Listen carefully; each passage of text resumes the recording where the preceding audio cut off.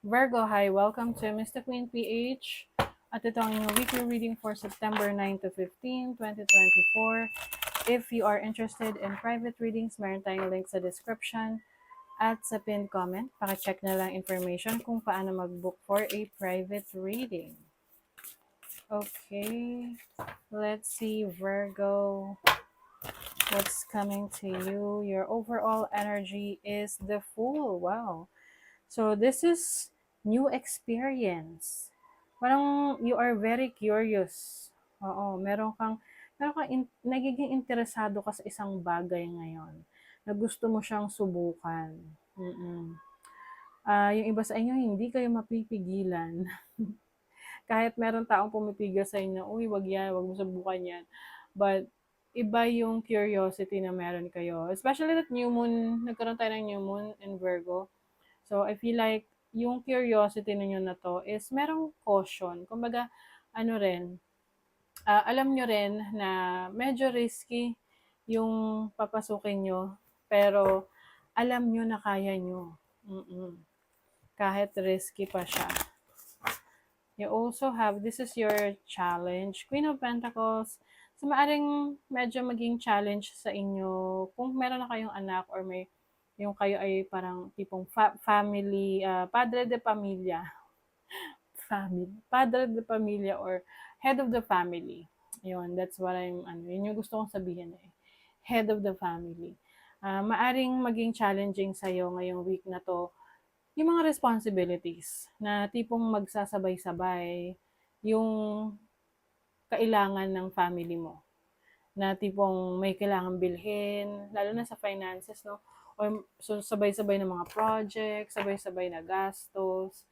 Oo. So, you have to manage your finances. Focus lang muna sa mga importante, lalo na kung budgeted lang talaga yung inyong pondo. Mm-mm. Yun yung kailangan nyo munang i-work out sa ngayon. But definitely, no, kung magpo-focus lang kayo sa needs ninyo at isa sa tabi muna yung wants, yung munang importante, kaya mo namang maibigay. Oo.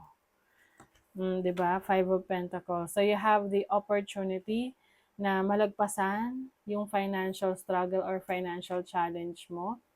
I also see someone na will also help you. Pwedeng uh, bibigyan ka ng anything extra na kailangan mo financially, or pwedeng magbibigay to ng support. Like, example, kailangan mo pumasok sa trabaho pero walang magbabantay sa mga anak mo. So, pwedeng ito'y someone na mahal mo sa buhay or someone na nagki-care sa'yo na nasabihin na, sige, ako na muna magbabantay sa mga anak mo, pumasok ka sa trabaho, yung mga ganun. So, let's see your blessing. The blessing is the King of Cups. Ang blessing sa inyo is yung mga taong genuine sa inyo, yung mga taong talagang nagmamahal at nagki-care sa inyo. Oo, na minsan 'di ba nagkakaproblema tayo, resources or yung mga plano natin hindi nagwo-workout, baga hindi nagiging nangyayari according to our plans. Pero we have to be grateful for the people around us na nandyan, nagmamahal sa atin, sumusuporta sa atin, naniniwala sa kakayanan natin. So, yun yung magiging inspiration mo.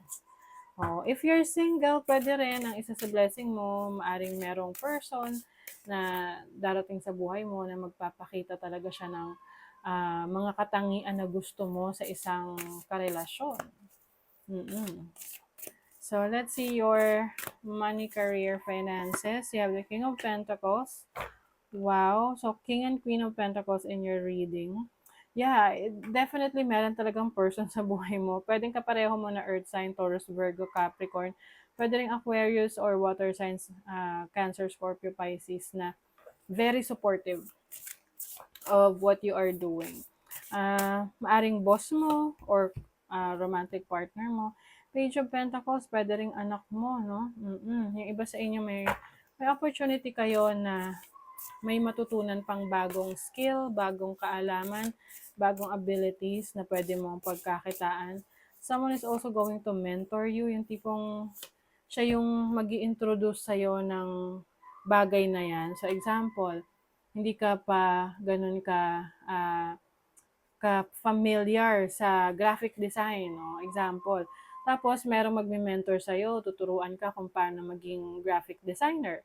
So, pwede mo lang gawin yan sa mga tools, online tools. And then, dun na mag-open yung ibang opportunity sa'yo kasi meron tumulong sa'yo na may karanasan na dun sa gusto mo, sa gusto mong i-pursue. Yeah, this person can be someone na meron talaga siyang pagmamahal sa'yo or someone who genuinely cares about you. Pwedeng best friend mo, na talagang very supportive of you, a family member, romantic partner. So sa love life, you have the King of Wands. So pwedeng isa sa mga ka-deal ninyo ay isang fire signs, Aries, Leo, Sagittarius. You also have the Nine of Swords and the Seven of Cups. Nako, yung iba sa inyo pagdating sa relationship, maaring naguguluhan kayo sa ipinapakita ng taong to. Para siyang, hot and cold or parang minsan okay siya sa'yo, minsan hindi. Parang lulubog lilitaw, ganon. So, kung sa tingin mo hindi niya bina-value yung oras mo, yung panahon mo, na parang pinaiikot-ikot ka na lang, maybe it's time for you to, cut off connection with this person, no? Oo, pwede rin kasing hindi romantic, no? Ito yung tipong, kung meron mang tao na nagki-care sa'yo or nagpapahalaga sa'yo, yung iba, meron ding tao na parang nandyan lang kapag meron siyang makukuha sa'yo. Like, meron kang pakinabang sa kanya. So, if nakikita mo tong tao na to na nandyan lang sa buhay mo, tuwing may pakinabang siya sa'yo, then hindi worth it na i-keep itong friend na to or this person in your life. I feel like meron kasi ritong nagpapaasa. So, pwedeng pinapaasa ka ng person mo or someone na ka-close mo ngayon, nakakausap mo, nakaka-chat mo. So, naguguluhan ka sa anong mararamdaman mo kasi minsan sweet siya, tapos biglang ilang araw hindi magpaparamdam. 'Di ba? Okay, so Imam Coeli. This is about your roots, yung mga bagay na pundasyon mo, no? So, yung iba, pwedeng kayo ay merong pagbalik sa dati yung tinitirahan, pwedeng meron kayong aayusin doon, like yung bahay or pwedeng family, anything about the family na maaring meron silang needs na ikaw lang makakapagbigay. Ay, yung iba naman sa inyo, you are going back to what you love doing. Kung meron kang dating career na gusto mong i-pursue ulit or dating negosyo, you might be pursuing that. You also have the 8th house. So, yung iba sa inyo, maaring meron kayong interest sa anything na mystical. Anything na, yung mga misteryoso, mystery, ganyan. Oo, pwedeng some of you are interested in astrology, tarot, occult, no?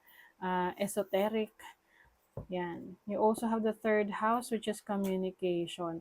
So, some of you may learning dito. You want to learn more about anything na nag-i-interest sa'yo, lalo na yung mga bagay na hindi talaga open sa lahat ng tao, na parang, let's say, nagiging interesado ka sa astrology.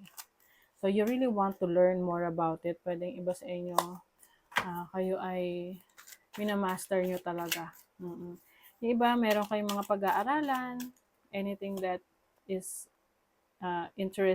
kumbaga interesado ka. You have mother load, which is prosperity. Wow. May prosperity, may jackpot, may success. Oh, ang ganda, oh. Merong good fortune. Having plenty of what you need. Naku, maging maingat sa mga pinagkakatiwalaan ninyo. Kasi baka meron ditong betrayal. Oo. It can be a relationship, na you may be in a toxic situation, Na like what I mentioned kanina, pwedeng pinapaikot-ikot ka lang ng taong 'to. So, alamin mo.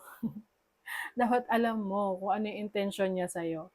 And also, some of you will focus on building a very strong body, a strong foundation. Pwede rin strong foundation mo. Maaring ini-improve mo yung sarili mo physically, nag-exercise ka, which is really good for your health. Okay, so that is your reading, Virgo. Thank you so much. Bye.